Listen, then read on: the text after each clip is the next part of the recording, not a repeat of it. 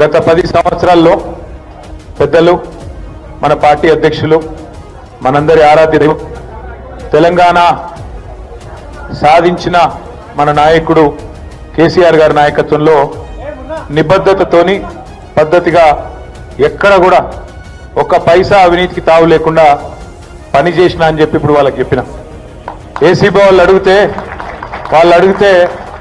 82 ప్రశ్నలు అడిగిండ్రు. కాకపోతే పాడిందే పాటరా అన్నట్టు అడిగిందే మళ్ళీ అడుగుడు తప్ప కొత్త విషయం ఏం లేదు. వాళ్ళకి ఏంటంటే పాపం రేవంత్ రెడ్డి బల్మీటికి ఒక కేసు పెట్టించిండని వాళ్ళకు కూడా అర్థమైంది. వాళ్ళు కూడా ఇబ్బంది పడుతున్నారు వాస్తవం చెప్పాలంటే. ఎందుకంటే కేసుల విషయం లేదు.